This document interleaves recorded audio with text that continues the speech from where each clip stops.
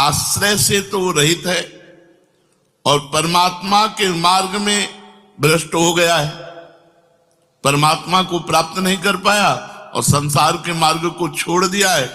दोनों ओर से भ्रष्ट हुआ, उसकी क्या गति होगी? कहीं वो किसी बादलों की तरह छिन्न भिन्न नष्ट तो नहीं हो जाएगा। दोनों ओर से भ्रष्ट हुआ अर्थात संसार मिला नहीं, परमार्थ में भगवान मिले नहीं, तो उसका समय जो परमार्थ में गया, जो भजन साधन में गया, वो सब बेकार हो गया, क्योंकि आपकी तो प्राप्ति हुई नहीं। एतन्मे संशयम कृष्ण छेतुर्मर्हस्य शेषतः त्वदन्या संशयस्यास्य छेता नाहुपपद्यते। हे कृष्ण, मेरे इस संदेह को सर्वथा छेदन करने के लिए आप ही समर्थ हैं, क्योंकि किसकी क्या गति होगी इसका निर्णय तो सिर्फ भगवान कर सकते हैं। इस संशय का छेदन करने के लिए आपके सिवाय इस सृष्टि में दूसरा कोई नहीं हो सकता, इसलिए आप का गति कृष्ण, उसकी क्या गति होगी? भगवान बोल रहे हैं, बहुत सुंदर बोल रहे हैं।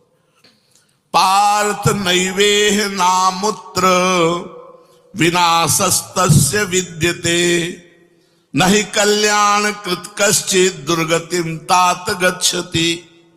पहली बात है कि उसकी दुर्गति नहीं होगी, ये तो बस पक्की मान लो। वो नरक नहीं जाएगा, वो स्वर्ग नहीं जाएगा, मोक्ष नहीं होगा, लेकिन उनकी दुर्गति भी नहीं होगी। ऐसा नहीं है कि वो दुर्गति को प्राप्त हो जाए। जिसको अंत काल में भगवान का स्मरण नहीं होता, उसका कहीं पतन तो नहीं हो जाता? अर्जुन का पूछना था।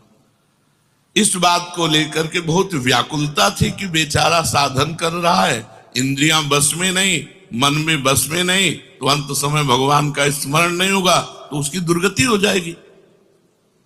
तो भगवान कह रहे पार्थ नैवेह नामुत्र विनाशस्तस्य विद्यते।